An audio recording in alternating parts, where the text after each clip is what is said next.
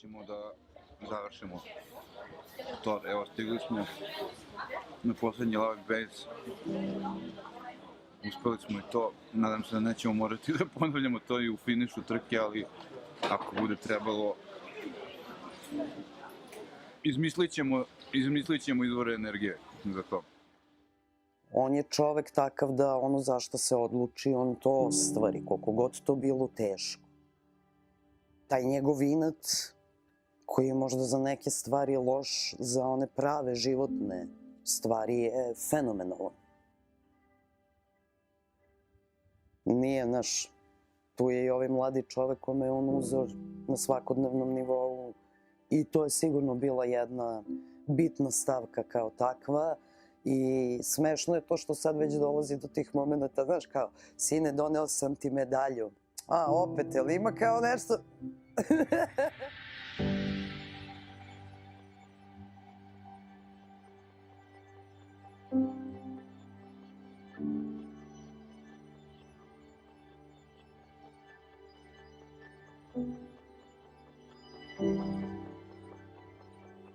Jel imamo poruku za Nemanju opet?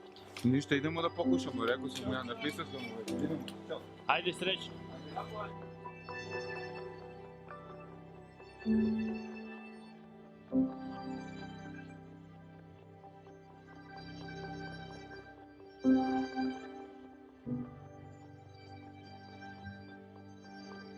Čovek je prevazišao samog sebe definitivno i moram da ga pohvalim opet na svakom nivou, da se unapredio na svom svakodnevnom nivou veoma posle tog tora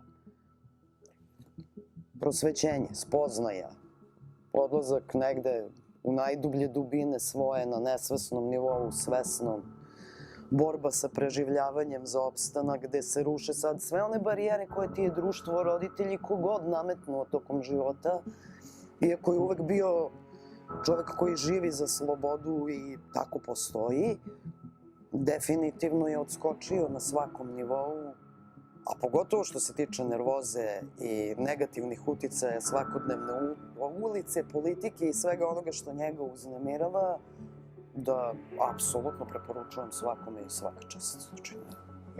Smatrao sam stvarno sebe tu kao fizički najslabiju kariku u tom nekom lancu kojem je ona stvarno bila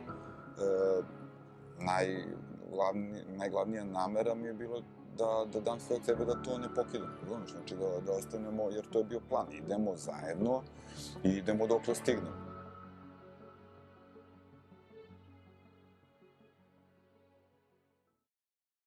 Dragi gledalci, verujem da ste čuli za ljude koji mogu da pređu automobilom desetine i stotine kilometara u jednom danu. Ali da li ste čuli za ljude koji desetine i stotine kilometara pređu trčeći i pešačeći danima? Nama je gost u studiju Anđela Janković ispred udruženja Ultra Trkač Srbija, pa ćemo sa njom da govorimo o tim destinacijama od po nekoliko stotina kilometara koje prelaze pešačeći i trčeći. Pomaže Bog, Hristos Vaskrse i dobrodošli u emisiju Razgovornik.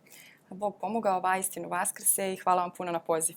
Nisam siguran da sam gledalcima uspeo da u ovoj kratkoj najavi predstavim šta je Ultra Trkač Srbija, pa se nadam da ćete vi to sada nama mnogo bolje da uradite i da nam pokažete, pa da čujemo šta je to Ultra Trkač Srbija. Ultra Trkač Srbija jeste jedna zajednica ljudi, jedan pokret. Ljudi koji veruju da prvenstveno radom na sebi možemo postati bolji sebi, pa onda bolji drugima i bolji zajednici. Tako da naša ideja jeste da se svakodnevno prevazilazimo kako treniranjem, tako i nekim drugim aktivnostima koje ćemo kasnije spomenuti. Ultra Trkač je nastao pre 7 godina, nastao je po ideji 3 čoveka i kasnije su se Ultra Trkaču pridružili brojni ljudi, tako da mi sada ne znamo koliko članova imamo. Treninzi su potpuno besplatni. Naš trener Dalibor Daničić završio je DIF fakultet i trenira nas potpuno besplatno. Tako da ukoliko se ikada zapitate da li možete nešto sebi da priuštite finansijski neki sadržaj, a to vam se veoma sviđa, možete doći kod nas zato što je to besplatno i to je u suštini neki prikaz davanja bez očekivanja ičega za uzvrat, jer treninzi su dostupni svima. Može nam se pridružiti bilo ko u svakom trenutku i ako bilo ko ima dilemu da li to može, pošto se mi bavimo trčanjem i neke trke su poprilično dugačke, ja ću dati odgovor da sam ja oklevala jako dugo, a onda kada sam došla na trening shvatila sam da je sve u kontinuitetu, u radu kontinualnom i da kasnije napredujete. I trener nam često na treninzima to i napominje da ne treba se poredimo s drugima, da radimo naspram sebe i da radimo u kontinuitetu i da je napredak zagarantovan. Tako da ako taj uspeh na treninzima, to što sam danas istrčala više ili što sam stala i nekome pomogla, ako to ne preslikam na druge aspekte svog života, onda ništa nisam uradila.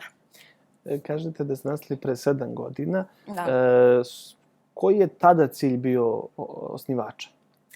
Pa ta ideja je zapravo postojala od samog početka. Znači to je bilo neko treniranje, pripremanje za maraton, za trke koje su prethodile, ali se od starta video ta neka ideja koja i danas prožima ultratrkač. Koje su sve aktivnosti ultratrkača? Mi, na primjer, pošto treniramo u Košutnjaku, i tu možete doći u bilo kom trenutku. Termini treninga su objavljeni na sajtu uvek ultratrkača. Jedna od aktivnosti jeste čišćenje tog istog Košutnjaka, zato što posetioci, meni se čini da nisu baš svesni, a veoma je važno da mi svi budemo svesni da taj Košutnjak prosto neko čisti za nama. Taj otpad ne nestaje sam. I tako da nama nije problem, mi nastavljamo to redovno da čistimo, samo bi bilo lepo da je drugačije. Tako da u zavisnosti od perioda godine mi se svi okupimo i dođemo i očistimo Košutnjak zato što prosto tu treniramo i volimo prirodu i smatramo da je prosto lepo da održavamo. To su treninzi kao aktivnosti. Dalje, tu su neka predavanja koja držite trkačima, što je onako jedna nesvojstvena borba protiv nekulture i kiča, da se prosto i uz treniranje određen deo provede i u treniranju. Kao one grčke vrednosti još iz doba antike, kada su se takmičili na olimpijadi i u recitovanju i u vežbanju. Nešto slično postoji kod vas. Da, zato što ako vi prođete pored neke flaše koju nađete na putu, i došli ste na cilj. Ali na cilju, ono što vi imate na cilju jeste taj put kojim ste došli. Tako je. To je što vam ostaje. Slava, ta neka koju osjetite je kratka. Sve što vam ostaje je put kojim ste došli do cilja. Ovo je primjer trčanje, vežbanje, čišćenje otpada uz put, a tako je u svim aspektima života. To su kolektivni treninzi, kao što možemo da vidimo ovde na ovim fotografijama koje ste nam dali kao prilog.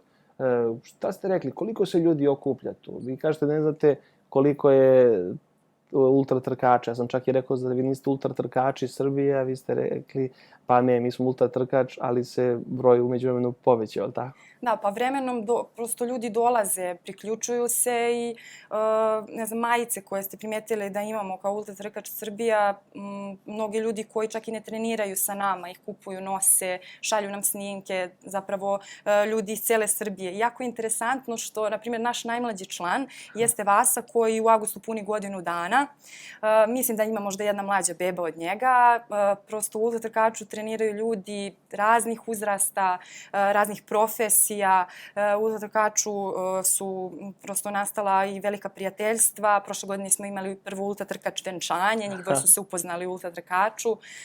Tako da prosto je veliki broj i ljudi i samo je poenta da uvek treba gledati spram sebe i trenirati spram sebe i prosto napredak u onome što želimo je uvek zagarantovan. Kako izgledaju ta vaša druženja? Mimo treninga? Pa mimo treninga organizujemo razne aktivnosti.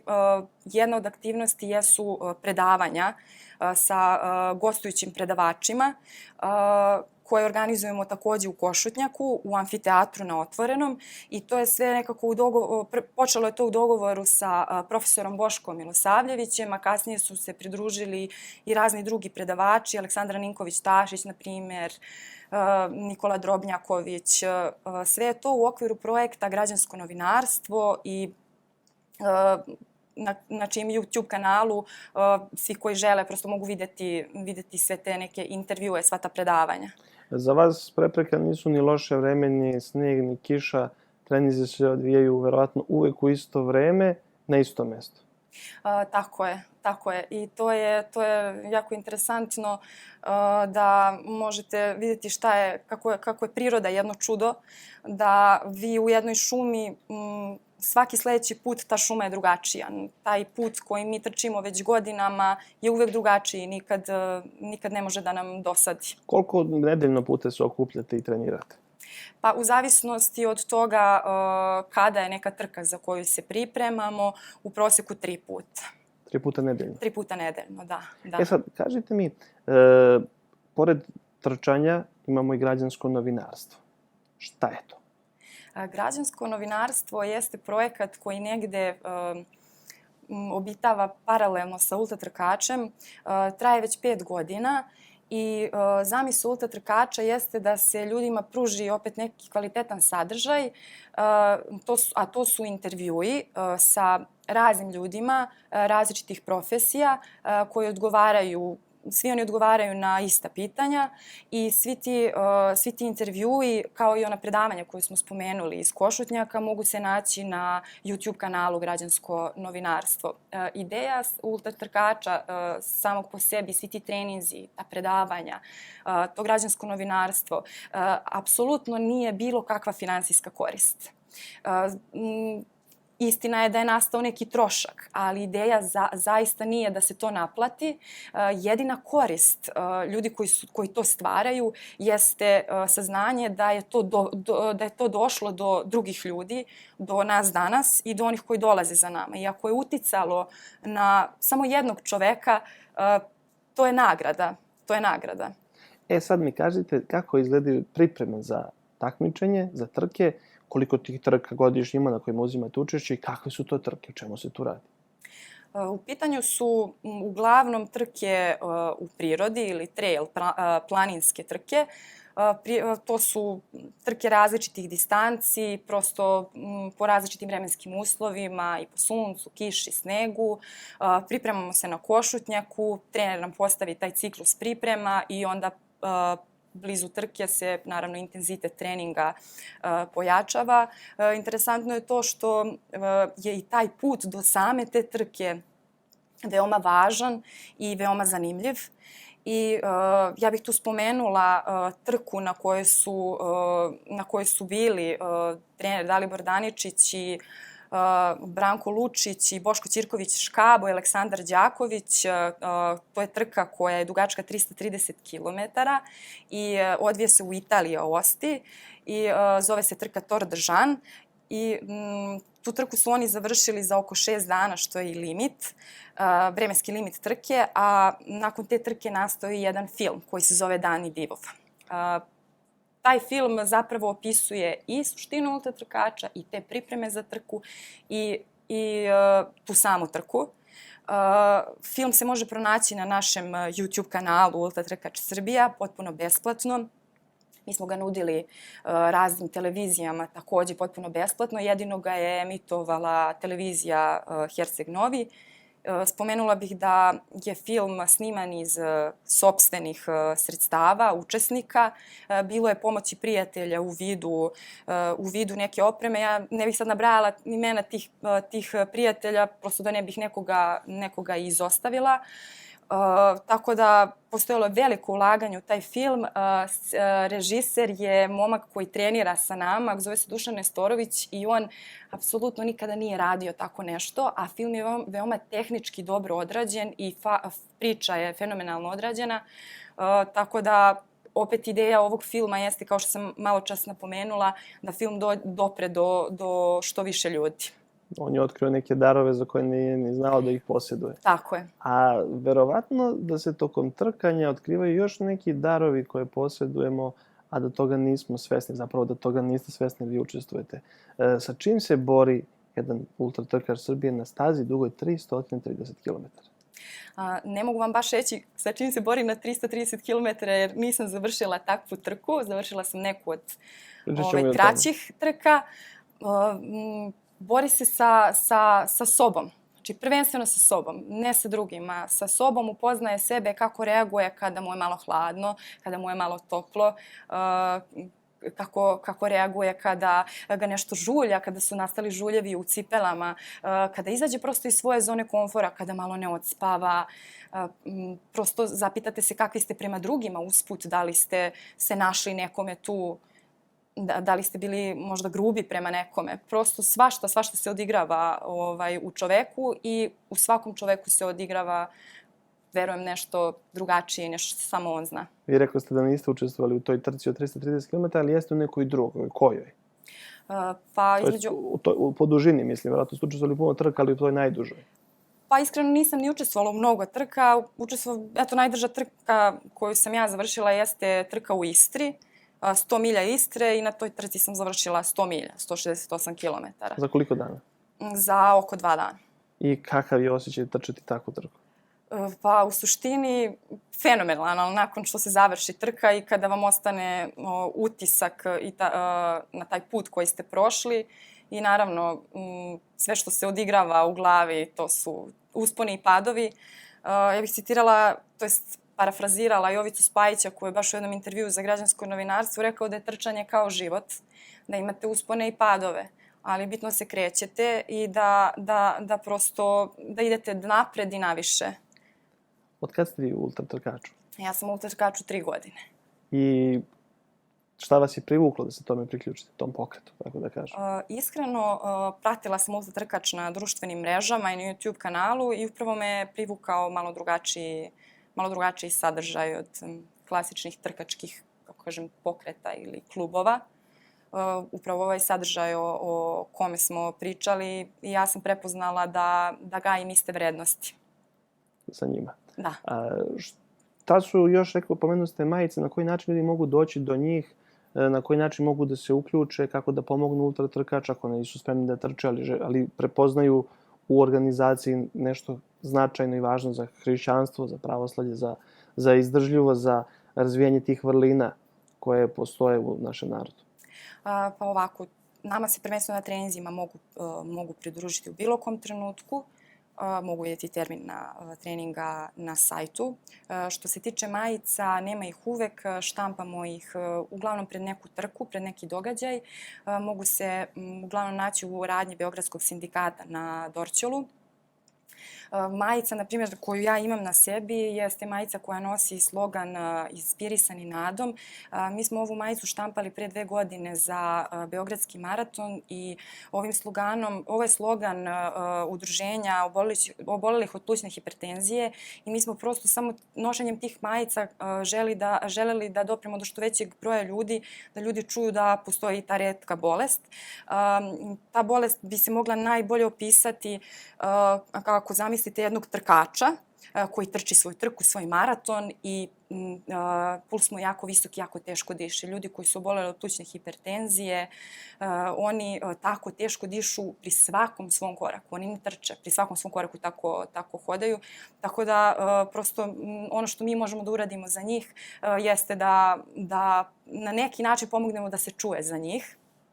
A šta ljudi mogu da urade za ultratrkač, prosto da budu ultratrkači u svemu onome čime se bave. Jer ne moramo se mi baviti trčanjem.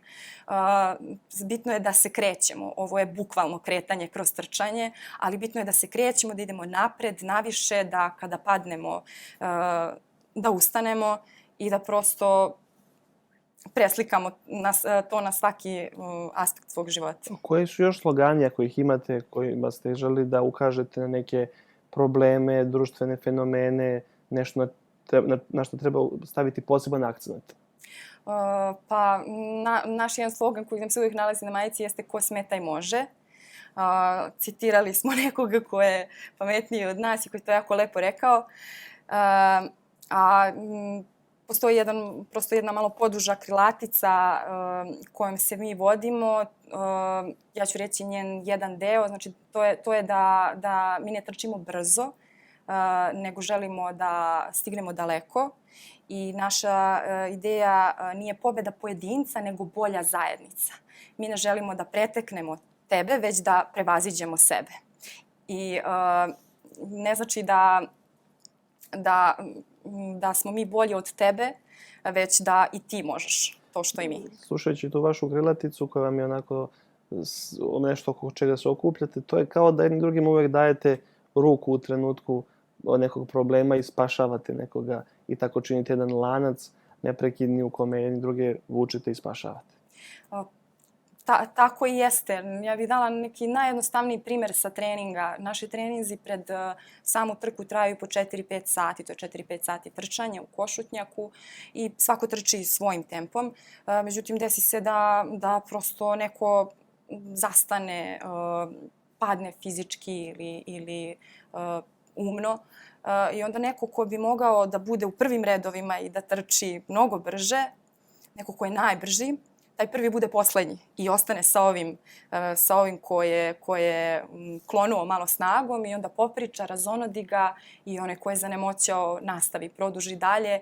I ja sam se našla u toj situaciji da je meni neko pomogao i to više puta i dođem na kraj i budem ponosna na sebe što sam dala sve od sebe, što sam izdržala to, izgurala i prosto budem nekako oduševljena činjenicom da je neko poništio sebe zbog mene bez ikakve koristi.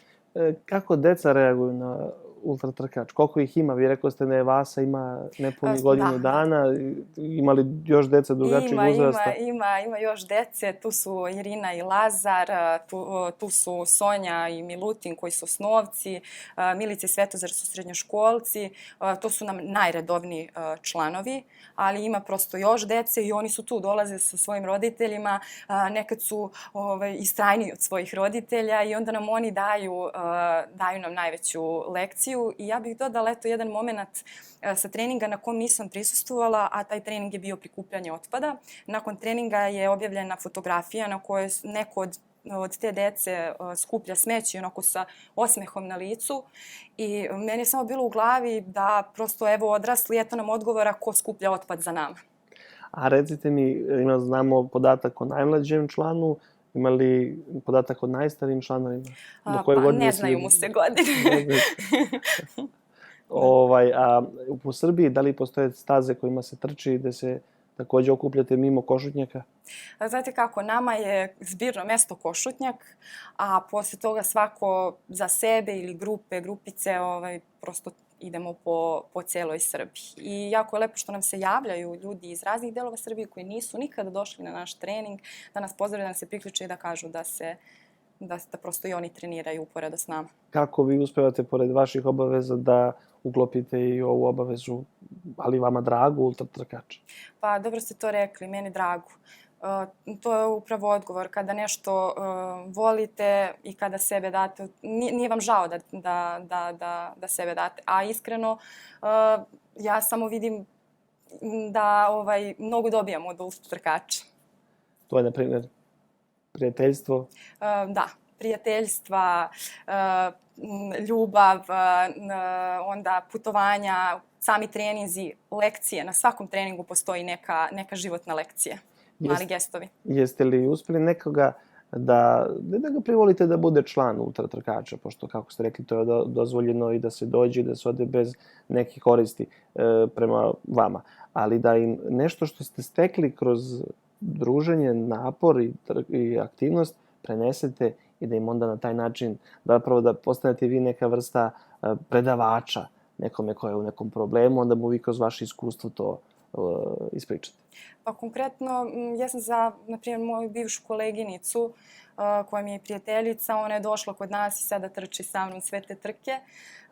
Tako da u suštini ja sam samo bila okidač da prenesem informaciju, ali sve ostalo je naravno uradila ona. A i trudim se prosto da približim ljudima to što radimo i mislim da i približavam ljudima iz svog okruženja, pa makar i oni ne došli na trening, mislim da to nekad ume da se manifestuje kod njih na nekim njihovim životnim poljima. Koji su planovi dalje vaše organizacije?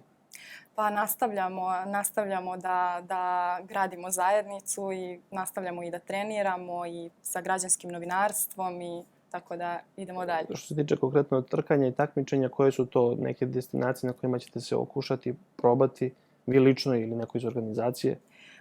Pa znate kako sad, zbog ovih nekih vanrednih okolnosti, te trke su uglavnom odložene. Neki od trka na koji mi trčimo jesu Stara planina, opet taj Tor de Jean trka u kojoj je snimljen film. Još neki ljudi će se oprobati u toj trci, Lavaredo trka. Uglavnom idemo i na trke u inostranstvu, ali naravno i trke u Srbiji. Tu je uvek Beogradski maraton gde se grupno pojavimo. Neki vaš plan za budućnost kroz Ultra trkač? Isto kao i organizacija? Tako je, s tim što planiram da kroz razvoj sebe i baš zdravlja svoje porodice u jednom trenutku, da budem uvek prisutna u trkaču. To će biti još jedna porodica Ultra trkača. Tako je.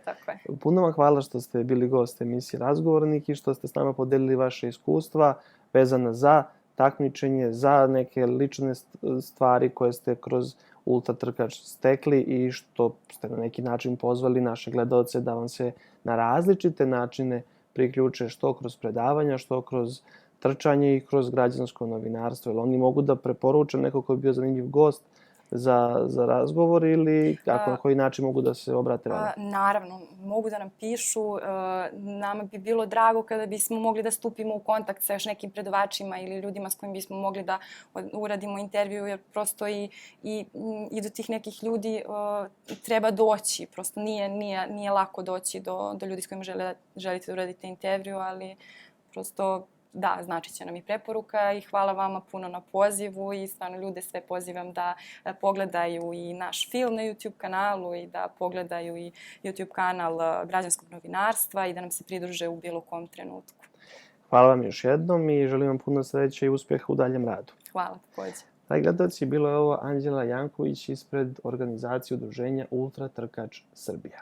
Sada ćemo pogledati ono o čemu nam je Anđela i pričala, to je insert iz građanskog novinarstva, to je ta neka rubrika koju mi uređuje, koja je vrlo interesantna, značajna, lepa i koju treba da pogledate, a prilog govori o monahu, ocu Petru Bogdanoviću iz manastira Tumane. Pa da pogledamo. Vas prvo pitao jeste, da krenemo od najranijeg djetinjstva, vašem odrastanju, interesovanjima, o ljudima ili stvarima koje su uticali na vaše sazrevanje i vaše buduće odluke u životu? Pa, svakako prvo, tu su roditelji. To je svima nama velika karika u životu. I ja sam im zahvalan što su se trudili da me, pre svega, vaspitaju i učine odgovornim čovekom. Sad, koliko su tome uspeli, Bog zna, ali dali su sve od sebe i to je velika stvar. Također, naravno, ta neka uža familija. Imao sam od koga šta i da vidim od primjera. Recimo, moje dede i po ocu i po majci. Odlikovali su se nekim vrlinama i nekim odnosom prema životu i stvarima koji su meni tako utisnuli od mladosti. Jedan deda mi je imao istančan osjećaj za pravdu. Tako da kažem. Drugi je bio ovako jedan neustrašivi borac u svakom smislu reči i čovjek spreman da se žrtvuje, da pomogne drugome. I naglasio bi svakako društvo, moji drugari, prijatelji s kojima sam odrastao. to je za mene jedna od najvećih vrednosti u mom životu, što im dao Bog da imam dosta prijatelja, da sam ih kroz život dosta sticao i da se toj nekoj, kako da kažem, komuniji, nekoj zajednici smo zajedno se razvijali i da smo negovali te neke prave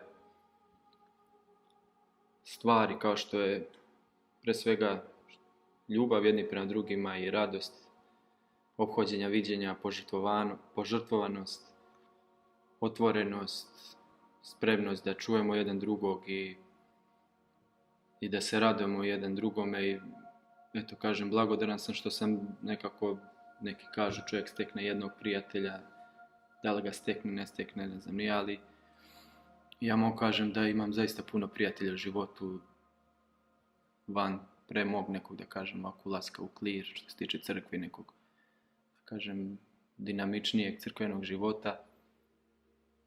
Mnogo da naučim nešto što mi vredi danas u manastiru. Taj neki odnos u životu u zajednici koji počiva pre svega na nekom poštovanju. Pa ih sam Hristos je svoje učenike nazivao prijateljima. Tako da to su neke, što bih rekao, što se tiče mog odrastanja i detinjstva, ljudi koji su najviše uticali na moj život. Što se tiče odluka, ako uzmem moju možda verovatno najznačajniju odluku u životu, da odem u manastir, da se zamonašim, to nije uticao niko. To je niko, da kažem tako, nekog bliskog okruženja, mogu da kažem indirektno ili direktno, kako se to shvati. Sveti ljudi Božji su možda uticali, sa kojima sam se sretao kroz čitanje knjiga o njima, kroz slušanje o primjerima o njima i na kraju što kaže i sam Bog, ali prosto to je nešto što nije izašlo iz nekog odnosa sa prijateljima, roditeljima, sa nekom, da kažem ovako, normalnom zajednicom. To je nešto što je, bar u mom slučaju, tako da kažem, metaforično palo s neba, došlo iz sasvim jedne druge perspektive života. Dakle, nije mogao taj priziv da se pojavi ta odluka iz prosto nekog ovako očaranjem, razočaranjem, posticajem, razmišljanjem, druženjem ili vaspitanjem ili bilo kojim nekim normalnim uslovom odrastanja. To je nešto što je, kažem, došlo na neki način, možda i za mene čak na tajanstven način, ali prosto, eto, prisutno je.